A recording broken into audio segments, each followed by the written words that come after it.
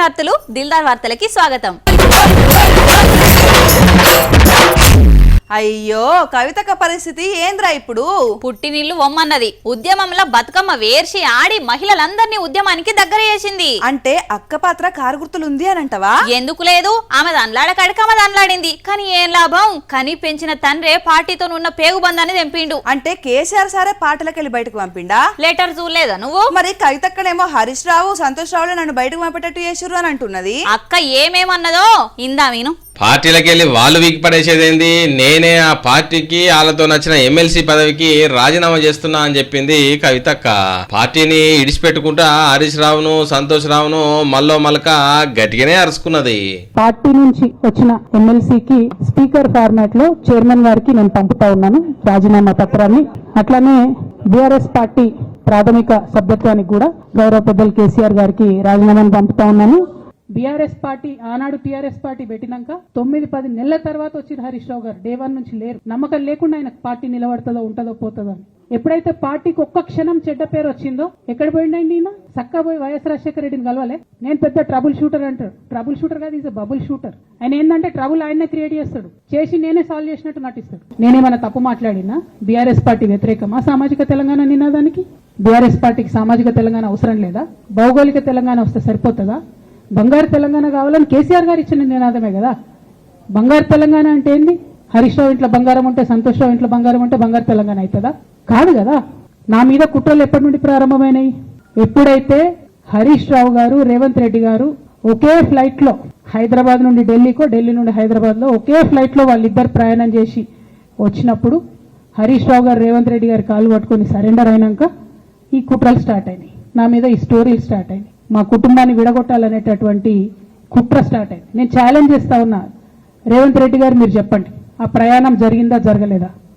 హరీష్ రావు గారు మీరు చెప్పండి, ఒకే ఫ్లైట్లో మీరు రేవంత్ రెడ్డి గారితో కలిసి వచ్చిండ్రా రాలేదా?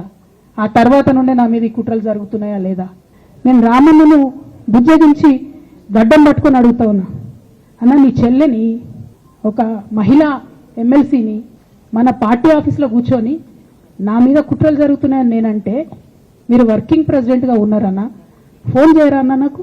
ప్రొఫెషనల్ సెటప్లో ఒక పొలిటికల్ పార్టీలో ఒక మహిళా ఎమ్మెల్సీ భవన్లో కూర్చొని నా మీద కుట్రలు జరుగుతున్నాయంటే మీరు మాట్లాడినరా అన్న?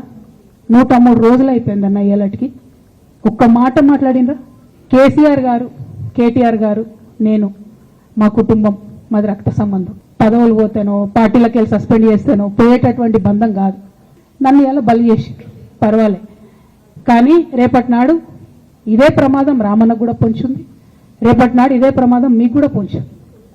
అల్టిమేట్గా బీఆర్ఎస్ పార్టీని హస్తగతం చేసుకోవడానికి జరుగుతున్నటువంటి కుట్రలో భాగంగానే ఇవాళ నన్ను ఎలిమినేట్ చేయడం జరిగింది. ఎన్ని అడగాలనో ఏ తీరులకు అడగాలనో కడిగి పరేసింది. అయితే ఫామ్ హౌస్ లా కేసీఆర్ సార్ తిన్నది పన్నది అంత రేవంత్ రెడ్డికి ప్రతి నిమిషం సంతోష్ రావు హరీష్ రావులే అప్డేట్ చేస్తున్నారట. అయితే ఈ ముచ్చట సీఎం సార్ చెవులో పడ్డది.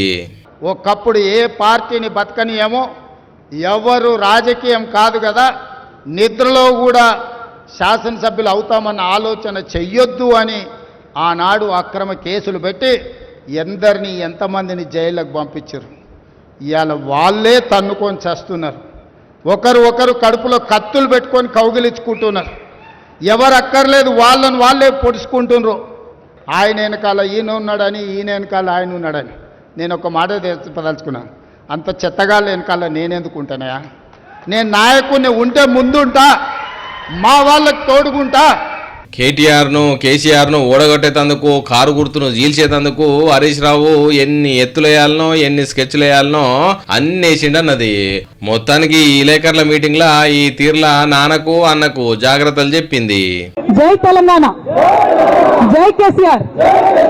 ఇల్లు కట్టి చూడు పెళ్లి చేసి చూడు అని అంటారు. మరి నువ్వు ఈ రెండిట్లో ఏది చేసినావు? నేను చేసుడు కాదు, తెలంగాణ గవర్నమెంట్ ఇల్లు కట్టిస్తున్నది కదా. అవును. ఇవాళ సీఎం సారు భద్రాద్రి కొత్తగూడెం జిల్లాల గృహప్రవేశాలు చేసిండు చూడు.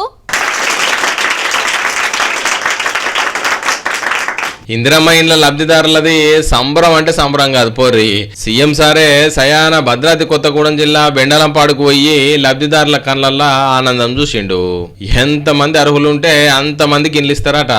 వచ్చిన వాళ్ళకు సంబరం దండిగానే ఉన్నది కానీ అన్న జర రానోళ్ళే నారాజు అవుతున్నారు, నీళ్ళ ట్యాంకులు ఎక్కుతున్నారు. జర వాళ్ళను కూడా చూడురే రేవంత్ అన్న. అందరు సంతోషంగా ఉన్నారా? అందరు మంచిగా ఇల్లు కట్టుకుంటారా? సన్న బియ్యం వస్తున్నాయా?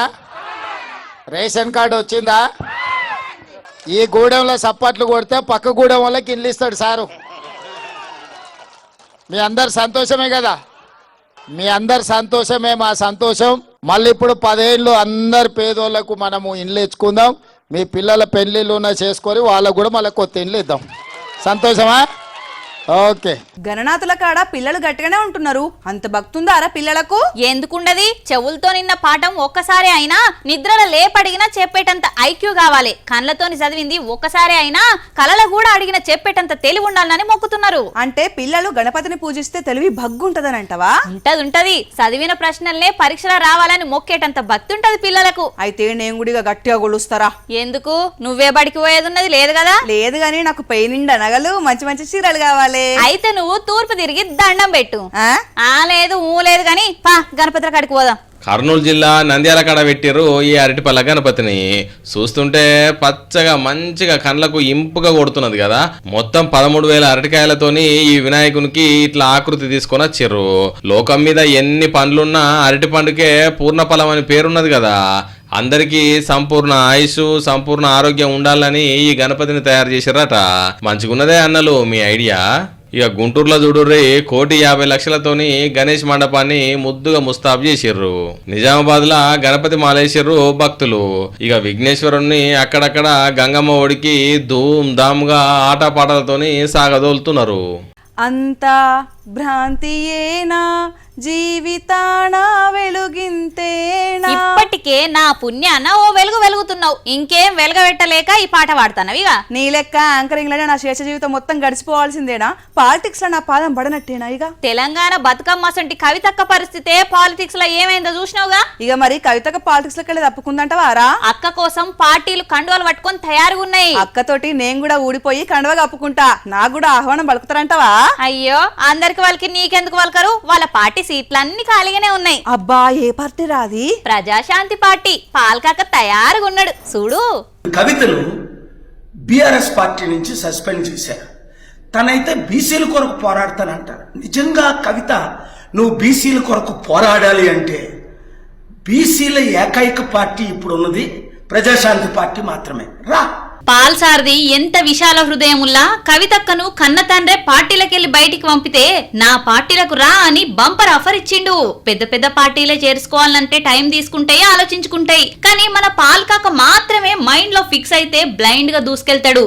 ఆఫర్ తయారుగా ఉన్నది, ఆలోచించుకొని కవితక్క జాయిన్ అయితే తెలంగాణలో తిరుగులేని పోరాట పార్టీగా ఉంటదని చెప్తున్నాడు. మరి అక్క ఏం ఆలోచిస్తుందో చూడాలే. రా, ప్రజాశాంతి పార్టీలో చేయి కలుపు.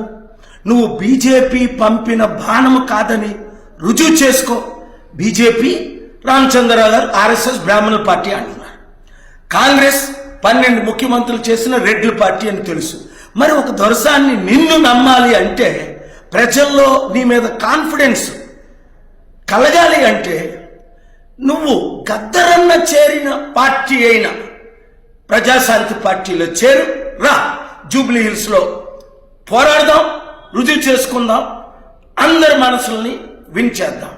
పువ్వు ఉట్టంగానే పరిమళించింది అని అంటారు. నిజమే సిరమ్మ, నేను పుట్టినప్పుడు కూడా గదే అన్నారట. అబ్బో ఏం చేసినావో? క్యార్ క్యార్ మన ఏడవకుంటా కూని రాగాలేమన్నా తీసినవా ఎట్లా? అబ్బో ఏదో తిక్క మీద ఉన్నట్లున్నావు. ముఖం మాడిపోయిన ఊతప్ప లెక్కనే అయింది కదా. కాదురా, పుత్రుడు పుట్టినప్పుడు కాదు పలువురు మెచ్చి మెడల దండలేసినప్పుడే పుత్రోత్సాహం అని పద్యాలు రాసిరు కదా. మన చదువులక తెరకనే గారా. నువ్వంటే 10 సార్లు ఫెయిల్ అయినా 7వ తరగతి దాకా చదివినావు. నేను అడిమిట్లనే ఆపిన కదా ఆయనత. ఇప్పుడు ఏమంటావు? నేను కూడా 7 మాటల ఏడ్చినా అందరికి తెలవాలనే కదా నీ తిప్పలు. ఊకోరా, పువ్వు ఊటుడేందో పరిమళించుడేందో గా పుత్రోత్సాహం ఏందో నువ్వే చెప్పరాదిగా. ఇప్పుడు ప్లీజ్ రా, నీ వంకల్ టింకల్ ఇంట్రోలతోటి అయితలేదు కానీ నాకు సిదవోయిగా. అగోగా దొంగ పడవగాలను జుడూరి ఏం చేస్తున్నారో అండ్ల చిత్రమేమున్నది. గుళ్ళె పడ్డరు, గుడిని గుళ్ళలింగాన్ని తప్ప తతిమేయన్ని నొక్కపోయారు. వాళ్ళిద్దలన్నీ సీసీ కెమెరాలలో రికార్డ్ అయినాయి కూడా. అంతే అనుకుంటాం గాని సీసీ కెమెరాలు చేయంగా ఏం ఫాయిదా ఉన్నది చెప్పుర్రి. ఓ గొప్ప కోసం సీసీ కెమెరాలు అని చెప్పుకున్నాడు తప్ప దొంగగాలను గవి మాత్రం ఆపుతనే ఆపుతలేవు. పోనీ పట్టిస్తున్నాయా అంటే గీ తిర్ల ప్రిపేర్ అయ్యి వస్తుంటే ఇంకేం చెయ్యాలి. గుంటూరు జిల్లా తాడికొండల జల్లమ్మ తల్లి గుడి మొత్తం చదురుకపోయారు. ఇగిటు చూడుర్రి షౌటుప్పళ్ళు ఏం చేస్తున్నారో. దుఃఖనం ముందు పార్కింగ్ చేసిన బండిని నిమ్మలంగా పట్టుకపోయారు. వీళ్ళు ఇంకింత అడ్వాన్స్ ఉన్నారు. హెల్మెట్ పెట్టుకుంటే మాస్క్ లెక్క పనికొస్తది, ట్రాఫిక్ ఆపకుండా పనికొస్తది అని తెలివిగానే ప్లాన్ వేసిర్రు.